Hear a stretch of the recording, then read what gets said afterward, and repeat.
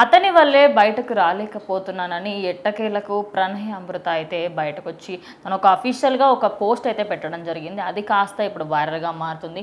నిన్న దానికి సంబంధించి రీసెంట్గా 2 days బిఫోర్ దానికి జస్టిస్ కూడా జరిగిందని చెప్పేసి చాలామంది అసలు దాని గురించి ఎందుకంటే ఇన్ని రోజుల పాటు ఏ రోజు కూడా తను బయటకు వచ్చి మాట్లాడింది లేదు. మరి ఇప్పుడు ఎందుకు మాట్లాడుతాను? అయితే అప్పట్లో మిర్యాలగూడలో జరిగిన ఈ హత్య పరువు హత్య కంటే 2 తెలుగు రాష్ట్రాల్లో కూడా ఒక సంచలనం సృష్టించింది అనమాట.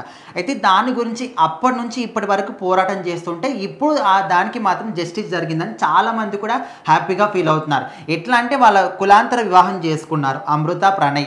అదేవిధంగా వాళ్ళు చాలా రోజుల పాటు బాగానే ఉన్నారు. అంటే ఎన్ని గొడవలు అయినప్పటికీ కూడా వాటన్నిటి కూడా సర్దుబాటు చేసుకొని బాగానే ఉంటున్నారు. వాళ్ళ ఇళ్ళ సైడ్ నుంచి ఎంత వాళ్ళకు ప్రెజర్ వచ్చినప్పుడు కూడా దాన్ని తట్టుకుంటూ ఉన్నారు. సో ఒక రోజు తను మాత్రం 5 months గర్భవతి ఉన్నప్పుడు హాస్పిటల్కి వెళ్ళొస్తున్న క్రమంలోనే ఇక్కడ అమృత వాళ్ళ నాన్న మారుతిరావు ఆయనకు ఒక సుపారీ గ్యాంగ్ని ఏర్పాటు చేయించి ఇక్కడ హాస్పిటల్ నుంచి బయటకు వచ్చిన తర్వాత ప్రణయ్ని మాత్రం కత్తితో నరికించి చంపించాడు. సో ఆ కేసు అప్పట్లో చాలా సంచలనంగా మారింది. సో అప్పటి నుంచి వాళ్ళ ఫ్యామిలీకి సంబంధించిన వాళ్ళు అదేవిధంగా అమృత కూడా ఎంతో పోరాటం చేస్తుంటే ఇప్పుడు మాత్రం వాళ్ళ పోరాటానికి ఒక న్యాయం జరిగిందనే విధంగా మొన్న వచ్చిన తీర్పు తర్వాత అందరూ కూడా హ్యాపీగా ఫీల్ అవుతున్నారు. సో దీన్ని చూసిన తర్వాత చాలామంది కూడా అమృత ఎందుకు బయటకు రావట్లేదు, బయటకు వచ్చి మాట్లాడాలి కదా మీడియా కానీ, లేకపోతే బయటకు వచ్చి వాళ్ళ అబ్బాయి వాళ్ళ ఫ్యామిలీతోనే కడవాలి కదా చాలామంది కూడా అనుకుంటున్నారు. సో ఎందుకు రావట్లేదు ఏంటనే విషయాన్ని తను మాత్రం క్లియర్గా మెన్షన్ చేస్తూ ఈ విధంగా ఒక నోట్ మాత్రం రిలీజ్ చేసింది.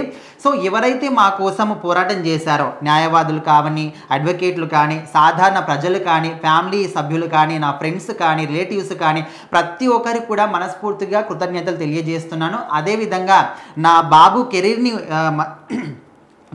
అదేవిధంగా నా బాబు కెరీర్ని దృష్టిలో పెట్టుకొని, నా ఆరోగ్యాన్ని దృష్టిలో పెట్టుకొని నేను బయటికి రాలేకపోతున్నాను. ఎందుకంటే నాకు ఆరోగ్యం బాగలేదు. అదేవిధంగా బయటికి వచ్చి మాట్లాడితే నా బాబు భవిష్యత్తు కూడా ఇంకేమైనా కావచ్చు. అంటే నా భర్తని చంపేసిన వాళ్ళు రేపు పొద్దున నా బాబు కూడా ఏమైనా హాని తలపెట్టారని ఏంటి గ్యారెంటీ అనే విధంగా తను మాత్రం బయటికి వచ్చి అనుకోవట్లేదని ఇక్కడ క్లియర్గా ఒక నోట్ని అయితే మెన్షన్ చేసింది.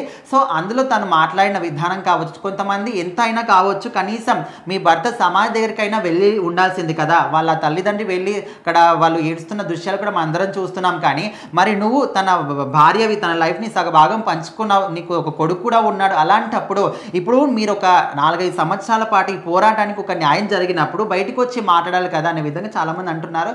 కాకపోతే ఎవరి పరిస్థితి ఏంటి వాళ్ళకే తెలుస్తుంది. వాళ్ళ ఇంట్లో ఏ విధంగా ఉంటుంది, తను ఏ విధంగా బతుకుతుంది, ఎన్ని అవమానాలు ఎన్ని సమస్యలు ఎదుర్కొంటుంది తనకే తెలుసు. సో తను అంటే తన లైఫ్ గురించి కానీ వేరే వాళ్ళ గురించి ఆలోచించట్లేదు. తన బాబు ఎవరైతే ఉన్నారో తన బాబు గురించి, తన భవిష్యత్తు గురించి ఆలోచిస్తుంది. సో మొత్తానికైతే ఈ విధంగా నోట్ రిలీజ్ చేసిన తర్వాత సపోర్ట్ చేసే వాళ్ళు ఉన్నారు, దాన్ని విమర్శించే వాళ్ళు కూడా ఉన్నారు. సో మరి తన నిర్ణయం, తను మాట్లాడిన మాటలు, ఆ నోట్లో రాసిన మాటలకు మీరేమనుకుంటున్నారో కూడా ఖచ్చితంగా కామెంట్ చేయండి.